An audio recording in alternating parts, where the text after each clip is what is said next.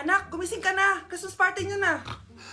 Christmas party na namin, Nay! Sana maganda yung regalong matatanggap ko mamaya. Kumain ka na dyan, anak, ha? Anong meron, Nay? Bakit ang dami pong pagkain? Siyempre, anak, malapit na magpasko. Tara, kain na tayo. Niluto ko lahat ng favorite mo. Talaga, Nay? Hay, sana palagi na lang Pasko. Ay, may nangangaraling ata. Wait lang, anak. Nangangaraling po ang seselage awetan na awit ang handog sa nga ng Pasko magmalaba joy joy. Merry Christmas po! Galing mo naman! O ito, 10 pesos. Ayan na! 10 pesos? Ang ganda ng boses ko tapos 10 pesos lang bibigay mo sa akin? Alis na nga ako, kuripot mo. Wow, demanding pa. A few moments later. Okay, class, mag-exchange gift na tayo. Wow, ang bango neto. Thank you. OMG, bagong bag. Alam mo talaga yung gusto ko, ah. Thank you.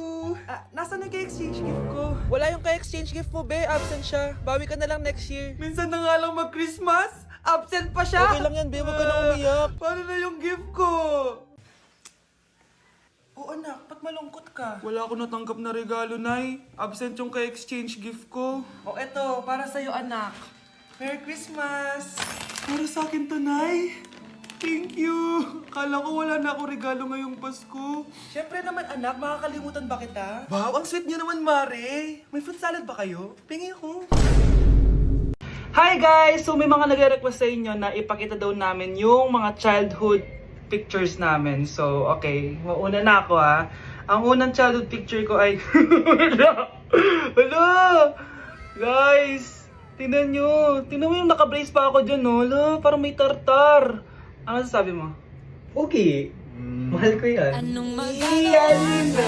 Ikaw na. Saan yung sa'yo? Gusto ko makita. This is like a baby photo. Tingin. Di ba? Wow, cute! Ito naman yung next, guys. So, tigda tatlo kami childhood picture. So, ito yung next sa akin, guys. Ay, wait lang. Ayun. So, ayan, guys. Ha? Sino yun? Saan yun? Ako! Ayan, no! Ba't may picture ka ng ex mo dyan? Picture ng ex ko to. Sino yan? Ha? Sino yun? Anong sino yun? Sino yun? Sino yan? Sino yan? Sino yan? Sino? Sino yan? Kaibigan Sino yan? ko. Ex mo yan. Anong ex? Ex mo yan! Ewan, baka na-save ko lang kanina. Hindi, naghahanap kasi ako kanina ng... Wow! Wow!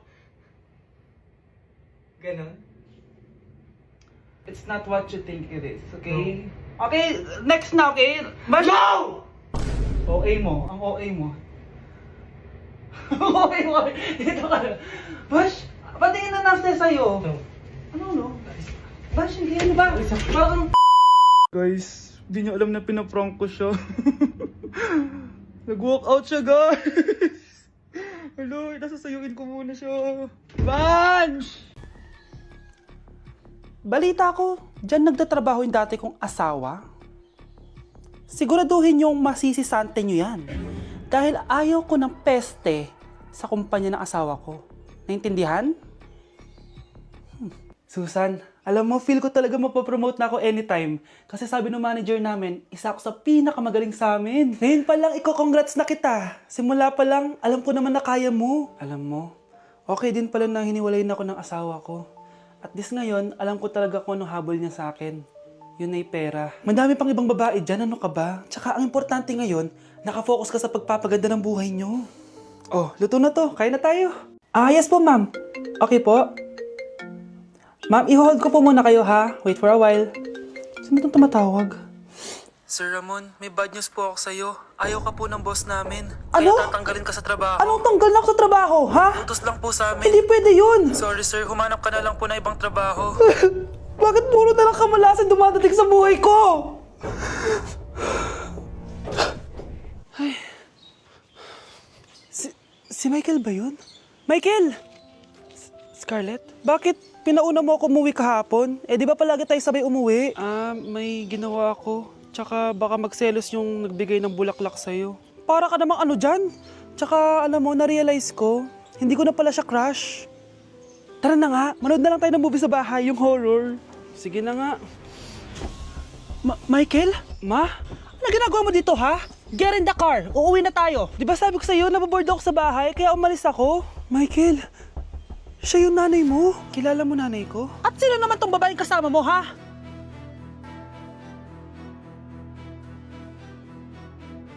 Magandang dilag, puso ko yung nabihag. Anak, sino kinakantahan mo? Kinakantahan ko po yung jowa ko, Nay. Nakahanap ka ng jowa sa Litmatch? Opo, Nay, sobrang dali lang po gamitin na Litmatch. Dahil sa Litmatch, sobrang daming tao pwede mo makachat at makausap anytime. Meron din itong feed kung saan makikita mo ang mga pictures ng mga tao, mga nakakatawang posts, tsaka kung anong mga saloobin nila at mga inspirational quotes. Pwede ka din mag-upload ng mga cute pictures mo. Pwede ka din maglagay ng captions, ang cute ko, para makita din ng mga ibang friends mo. Sobrang dami mong pwede magawa sa Litmatch. Buti na lang anak, sinabi mo sa akin, di na ako makapaghintay mag-post ng mga sexy picture ko, mag-post ng mga inspirational quotes. Tsaka gusto ko din makakilala ng mga bagong kaibigan. Kaya ikaw, ano pang iniintay mo? I-download mo na Litmatch app. Tara, usap tayo. New Year na! Magbabago na talaga ako! Hindi na ako magagalit! Mga anak, kain na tayo! Teka lang, asan yung kanin? Anay, huwag kang magagalit sa akin! Di pa lang nakapagsaing! Ano? Oh, kalma ka lang. Huwag kang magagalit. Ah, sige anak! Magsaing ka na! Ah, sige po, Nay! Ah! Nay! Naputol ko yung hanger mo! Oh, kumalma ka. Huwag ka papadala sa emotion mo. Ah, okay lang yan, anak. Bibili lang ako ng bago. Ah, sige po, Nay. Ang weird naman niya. Hindi siya nagagalit. Nay, kumuha ako ng 1,000 sa wallet mo. Ayaw mo kasi akong bigyan ng pera eh. Oh, relax ka lang. Pera lang yan. Huwag ka magalit. Ah, sige anak. Mag-shopping ka lang. Go! Yes! Easy money! Mga anak, matulog na tayo. O ikaw, ano gusto mo? Nay, kailangan ko pala ng one whole sheet bukas tapos ng glue. Kung kailan gabi na? Oh, relax ka lang. Anak mo yan. Bilan mo na siya. Ah, sige anak. Lalabas ako ngayon kahit alas 12 na para bilhin lang yung mga kailangan mo, no? A few moments later. Nay, bakit pala di na kayo masyado nagagalit sa amin? Kasi, New Year na, nagbago na ako. Wow, Nay! So di ka galit kay tatay kasi kapit niya yung kapitbahay natin? Ano? Lagot, paano kakalma nito? Hi, Mars! Happy New Year! Mars, parang may nagbago sa'yo. Oo! Mamamatay tao na ako ngayon! Kapit ko pa ng asawa ko, ha? Halika dito! Yung lalaking umuwi dyan kagabi, hindi ako yun anak. Umalis na kayo dyan ngayon na. Nay! Nay! Aray! Oh, mahal. Napano ka? Sinaktan ka ba ng lalaking to, Nay? Okay lang ako. Napaso lang. OA na nanay. Ano nangyayari dito? Nay! Brianna! Sumama na kayo sa akin! Sasaktan tayo ng lalaking to! Di natin alam baka mamamatay tao yan! Ate, anong sinasabi mo? Si tatay yan, oh. Hindi yan si tatay, Brianna! Nay! Sumama na lang kayo sa akin! Scarlett, ako to. Tatay mo. Ba't parang di mo ako kilala? Gutom lang yan, Scarlett. Tara na, kain na tayo. Bahala kayo! Sige, huwag kayo maniwala sa akin! Tay, hindi sasama si nanay tsaka si Brianna. Ayaw nila maniwala sa akin. Hayaan mo na. Susunduin kita sa harap ng bahay. Sige, Tay, lalabas na ako. Sarap talaga ng luto mo, mahal. Tay, pagpasensyahan niyo na si Scarlett, ha? Palagi kasi nagpupuyat yun, kaya ganyan siya. Nasaan na ba yun? Huwag kang mag-alala, Scarlett. Safe ka sa akin. Tay, salamat. Niligtas mo ako sa kanya. Hawak ko na siya. Very good.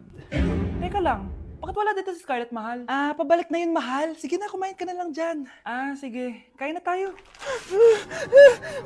Gaganti na ako sa mga panloloko mo sa abroad. Manda sa akin yung anak mo sa labas. Nay! Ang taas ng grades ko, oh! Oh, Kyle, galingan mo sa school, ha? Opo, mami. Oh, eto baon mo. Mag-iingat ka dun, anak, ha? I love you. Hindi na ako yung favorite ni nanay. Hoy! Gumising ka na! Paano katulog dyan? Nagluto kita na paborito mo ulam. Kumain ka na dun. Ah, sige po. Kakain na ako. Baka ayaw niya lang talaga sa akin. Brianna! Binilan kita na skincare mo. Alam ko kasi mahilig ka dito. Wow, Nay! The best ka talaga. Siyempre naman, anak kita eh.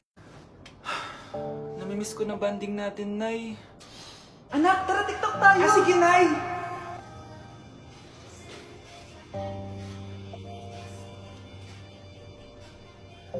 Ano? Paano yun? Ba yan, Nay? Mali-mali ka ng step? Nay, iniwan na ako ng boyfriend ko. Hindi ko na kayang mabuhay. Ay, naku! Okay lang yan, anak. Ang pangit naman ng boyfriend mo eh. Oo nga, Nay. Pangit naman yun eh. Alam mo, anak, kumain na lang tayo. Tara. Sige, Nay. Kain tayo. Anak, hindi ko na mabasa to. Oh. Ano daw sabi? Nay, binalan kita ng salamin. Alam kong nahihirapan ka na makakita. Wow, thank you, anak. Palala na ng palala yung paningin ko. matanda. Miss na kita, Nay. Alam kong kahit wala ka na, ako pa rin yung favorite mo. Anak, miss na kita. Nay, salamat sa pagdalaw sa akin. Gusto ko lang sabihin na mahal kita. Pinagsasabi mo dyan? Ginawa mo naman akong patay. Buhay ka pa pala, Nay. Trip ko lang magdrama dito. Maghugas ka nga ng plato doon. Eto na, Nay. Maghuhugas na ako ng plato. Tumata akong mamatay eh. Hoy Mare, pinagkakarat mo daw na buntis anak ko? Totoo naman eh. Tignan mo nga yung tiyan niya, alaki. Basta, hindi buntis anak ko. Ba't di natin siya tanongin, Mare? Anak, halika dito. Yes, Nay? Buntis ka ba? Ha? Hindi po, Nay. Bakit ang laki ng tiyan mo? Bloated lang po ako, Nay. Uminom po kasi ako ng sobris kanina. Oh, bloated lang pala eh. Pinagsasabi mo dyan. Bahala ka kung ayaw mo maniwala. Sumasakit tiyan ko. Oh, ayan na, mga anak na. Anak, napapano ka?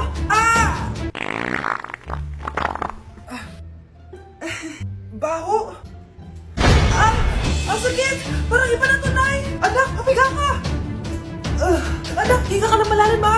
Ire. Sige pa.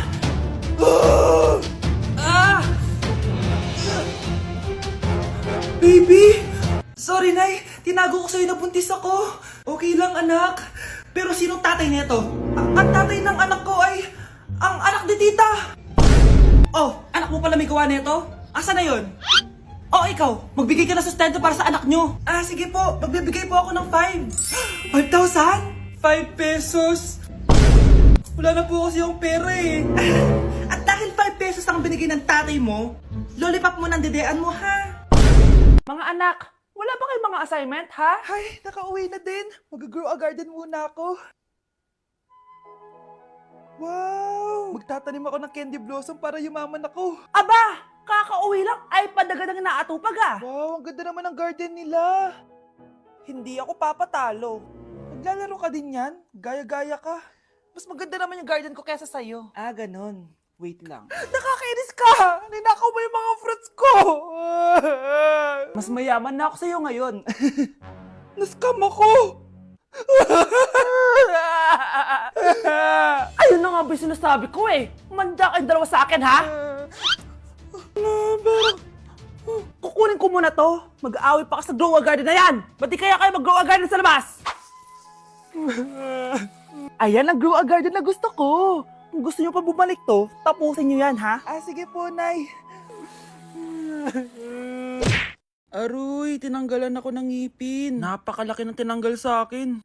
Hello guys, kung napapansin nyo, naka-brace na naman ako. Ilang araw din ako di makakain na maayos dahil sobrang sakit niya guys. So bakit nga ba ako nagpa-brace ulit? Fun fact lang guys, 6 years na ako naka-brace before. Pero di pa rin na-address yung issue sa ngipin ko. Kung makikita nyo sa picture guys, medyo palabas or flared yung ngipin ko. Kaya naman nag-decide na ako na magpa-brace ulit. Sabi din ng dentist ko, kailangan daw tanggalin yung 4 na premolars ko para daw pumasok yung mga ngipin ko. Kaya ngayong araw, tatanggalin yung mga premolars ko. Bago pala ako pumunta ng dentist, kumain na muna ako kasi alam ko di ako makakain mamaya. Buti na lang talaga masarap ang ulam at nakakain talaga ako na madami. Medyo kinakabahan nga ako kasi ngayon na lang ulit ako mabubunutan ng ngipin. Yung last bunot ko ata nung bata pa ako. Dahil tulog pa si Honey Bunch, di ko na siya gigisingin. Ako na lang mag-isa pupunta sa dentist. Good luck na lang talaga sa akin mamaya. So ayan, kinakausap na ako ni Doc. Sabi niya wala daw ako mararamdaman na sakit kasi may anesthesia naman daw na ilalagay. Ito pala yung x-ray ng mga ngipin ko. So yung may black dot dyan, yun yung mga tatanggalin. Kung makikita niyo din, impacted din yung wisdom tooth ko. So ipapatanggal ko din yan soon. Ito na guys, last look na buo ang ngipin ko. Kasi mamaya bungal na ako. Ayan guys, nilalagay na ni Doc yung naming cream para kapag in-inject na ako ng anesthesia, wala na ako maramdaman. Dito sa part na to, di ko na ma-feel yung bunganga ko. At thank you Lord talaga, hindi siya masakit. Parang hinihila lang yung ngipin mo ganun. Charan! Tapos na, medyo nahirapan si Doc ha. Paano di mahihirapan? Sobrang laki ng kinukuha. Rate ko yung pain niya, siguro 3 out of 10 lang. Pero alam ko mamaya pa to sasakit pag wala na yung anesthesia. Sabi ko din kay Doc kung pwede ko bang itago yung ngipin ko, ilalagay ko lang sa ilalim ng unan. Eto na guys, ang itsura ng ngipin ko ngayon. Bungal ira na. Dalawa lang pala muna binunot ni Doc kasi next week daw yung dalawa pa. So yun lang naman guys, bye!